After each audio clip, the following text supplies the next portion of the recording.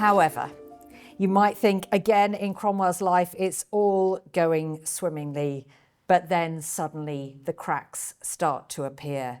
And really the main cause of those cracks was the dissolution of the monasteries. So you see here the results of one such dissolution. The great abbeys of Yorkshire, like Rievaulx and Fountains Abbey, Mount Grace, came down with all the rest, leaving just a skeleton behind of these once great religious houses. And the people of England did not like it. Because the monasteries, they may have been corrupt, and Cromwell made sure to find evidence of corruption before ordering their dissolution, but they were also forces for good in many cases in their local communities. They acted as the giver of charity to the poor, to the needy, to the sick. But now they'd all just been wiped out piecemeal.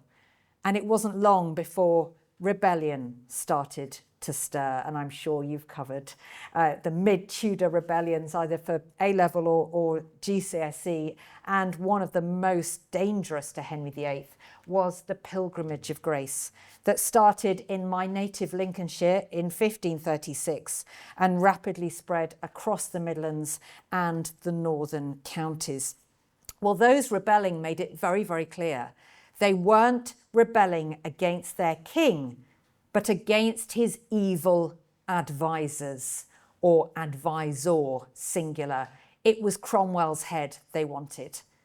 And this made Henry nervous. So Henry, by now, you can see he's changed a bit from that very good-looking, that very charismatic king of his younger years. He has rapidly gained weight following a jousting accident of 1536. His waist expands to 50 inches. It's said that 3 of the biggest men at court could fit inside the king's doublet. And now with the weight gain comes the injured leg from that joust, which is just exacerbated as Henry and his waistline starts to expand. As well as his failing health, Henry is becoming increasingly paranoid and suspicious. And so when he hears the rebels criticising Cromwell, calling Cromwell a traitor, rather than just standing by his faithful servant, he starts to suspect Cromwell's motives. It's a very, very dangerous time now, the later 1530s for Cromwell, and he has some deadly enemies at court in the form of the religious conservatives, Thomas Howard on the left, the arch villain of Tudor England. He's the Duke of Norfolk. And on the right there, Stephen Gardiner, Bishop of Winchester. They both want to return to the true Catholic faith. And they persuade Henry to disband some of these unwanted reforms and to lean back towards the Roman Catholic faith. In 1539, it's truly a bad year for Cromwell. The Act for the 6 Articles is passed, which is sort of a backward step. It goes back to some of the original Catholic teachings, or Roman Catholic teachings, thanks to the influence of these men. And this is another really important point to make in terms of Henry VIII himself, because so often you will read there's the Reformation, Henry brings in the Reformation and he goes from being Catholic to Protestant. He doesn't. Henry VIII never stops being a Catholic. He's just not a Roman Catholic anymore. And at heart, Henry is quite conservative in religion. He sees the benefit of the reforms and of the dissolution in particular, but he's never entirely comfortable. He's certainly not as much of a radical as Cromwell. And Protestant isn't a word we should be using yet. It's reformist, it's evangelical. Both of those things describe Cromwell very well, but not Henry VIII. Well, Cromwell is now on the back foot, and he needs to think fast for a way of getting back into Henry VIII's good books. Well, he thinks he's found the ideal way, because after the death of Jane Seymour, Henry VIII needs a 4th wife. 3. Who can manage with just 3? Henry needs another wife, not least because he would like a spare male heir. Well, Cromwell thinks he's found the ideal woman in the form of Anne of Cleves. Can I say my own personal favourite of the 6 queens? She is a good candidate in Cromwell's eyes because Cleves, like England, has broken from Roman Catholic Europe. So, this will give Henry a much needed ally in his Reformation. Well, Henry doesn't want to agree to marry Anne of Cleves without seeing at least what she looks like, so he sends his faithful portrait painter Hans Holbein to Cleves to capture her likeness. You see here the newly restored portrait now in the Louvre in Paris of Anne of Cleves. Henry is so enraptured by the profile pic, if you like, of Anne of Cleves that he agrees to marry her right away. She makes her way over to England at the end of 1539 and they meet. It doesn't go well. Henry rides to meet Anne in disguise. He loves chivalric tradition. The idea is if you go to meet your true love in disguise, they'll still recognise you. Anne doesn't recognise the masked large man who comes striding into the room and kisses her full on the lips. She slaps him around the face and the whole thing goes disastrously wrong from there on in. And Henry goes to find Cromwell and shouts, "I like her not." He tells Cromwell, "Get me out of this marriage." He doesn't want to marry Anne of Cleves. But Cromwell is this gifted lawyer. He has drawn up the marriage contract. You can be sure there are no loopholes in that contract.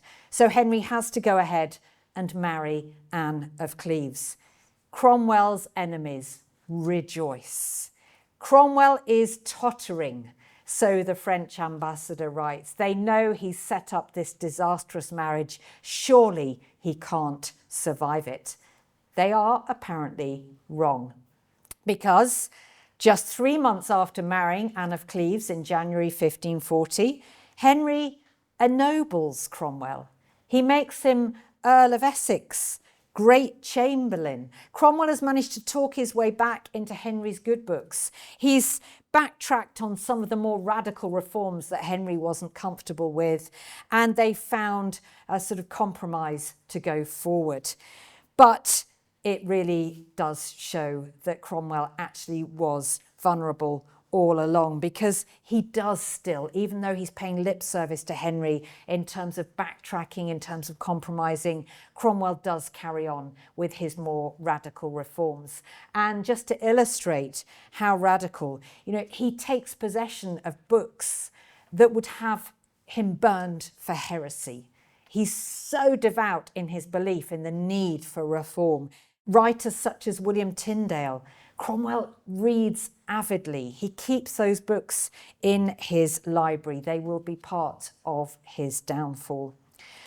That downfall comes on the 10th of June 1540, when at a meeting of the Privy Council, and you see our own council chamber here at Hampton Court, Cromwell arrives late to that meeting. We don't know why he was late, but as soon as he steps foot through the door, there is a cry of traitor. The Duke of Norfolk seizes Cromwell and he's bundled into a waiting barge and taken to the Tower of London. Good lawyer that he is, Cromwell demands to know the charges against him. What am I accused of? They can't tell him because they're still making them up. This is all done with great speed. What has happened to lead to this point is very simple. The Duke of Norfolk and Stephen Gardiner have persuaded Henry VIII that Cromwell is plotting treason. He's plotting to marry the king's daughter Mary, to make himself king. It's ridiculous. There's no evidence to back up these charges. But Henry is so paranoid by this point that he chooses to believe them. He orders Cromwell's arrest. Well, Cromwell is taken to the Tower, as I said. He is imprisoned in the same apartments that Anne Boleyn spent her final days. Whilst there, Henry still keeps Cromwell working. He has him produce evidence to help him get out of his marriage to Anne of Cleves.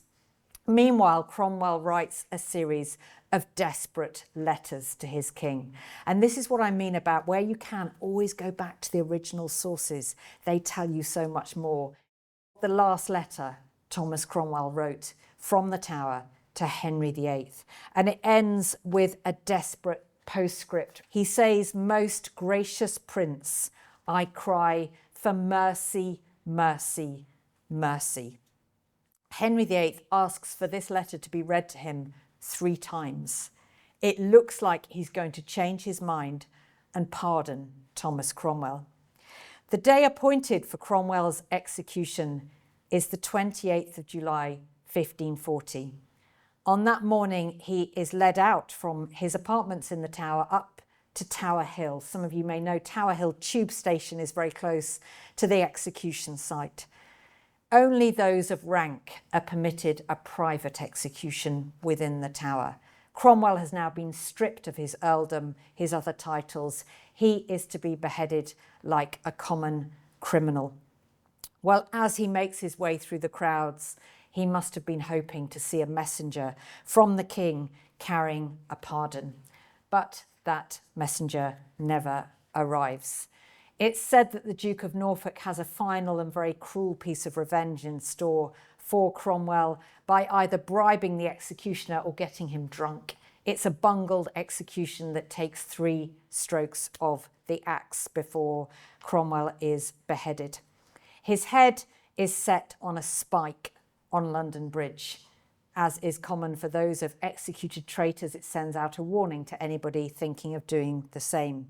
They are then reunited with the rest of his remains and buried here in the chapel where I got married, very romantic, the chapel of St. Peter ad Vincula, one of the 2 working chapels inside the Tower of London. What of Henry on this day? Is he experiencing any regret at dispatching his chief minister? Not a bit of it. Henry is busy getting married again on the very same day as Cromwell's execution. He marries wife number 5, Catherine Howard, to show he's not even giving Cromwell a second thought. But he soon does. And Henry VIII realises the enormity of his mistake in getting rid of this exceptionally able minister. I think he'd expected that if he got rid of Cromwell, somebody would just step into his shoes, just like Cromwell had done with Wolsey. But there was nobody even approaching Cromwell's genius to take his place. And after just a few short weeks, Henry VIII was heard to lament the loss of the most faithful servant he'd ever had. Of course, it was all too late. I think Henry took that regret to the grave. He died in 1547. He was succeeded by the boy king, 9-year-old Edward VI. And this is when I'd like to give you really a more positive postscript to Cromwell's story, because it ended horribly for Cromwell himself, but his legacy lived on. And certainly during Edward's reign, Edward was raised a Protestant. We can now say Protestant for his reign.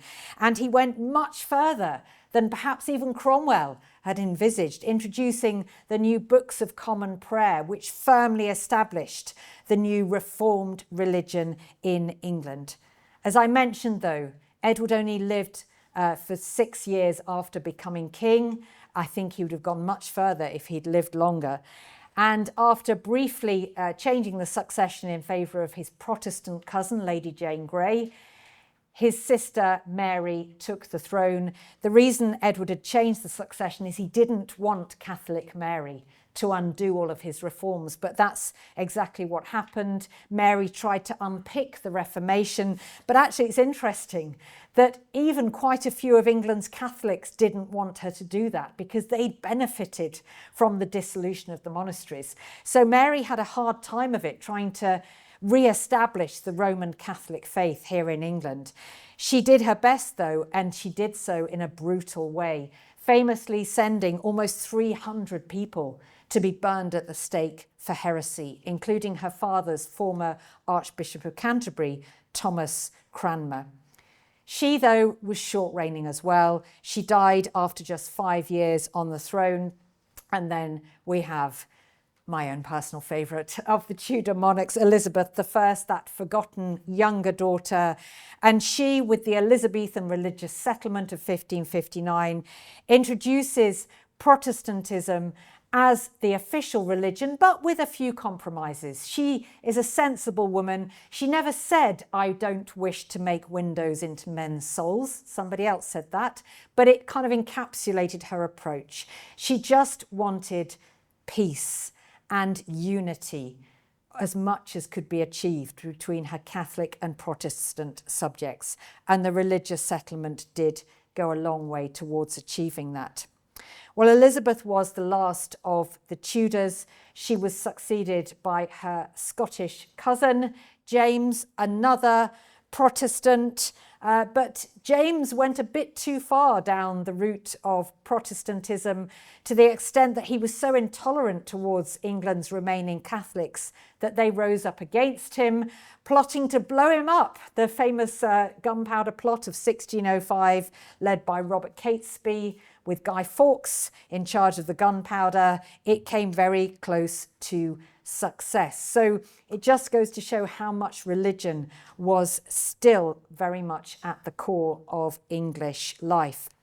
After James, he was succeeded by his son Charles I, who managed to very quickly upset just about everybody, and in particular Parliament, by dissolving it whenever it didn't do his will. He married a Catholic, which upset England's Protestants, and in 1649 he was beheaded, and England had a republic for the first time in its history, and the man leading that republic was Oliver Cromwell. Yes, they were related. He was the great-great-nephew of Thomas Cromwell. So you might say that yes, he lost his head thanks to his king, Henry VIII, but Thomas Cromwell sowed the seeds for the destruction of the monarchy a century later. Thank you very much.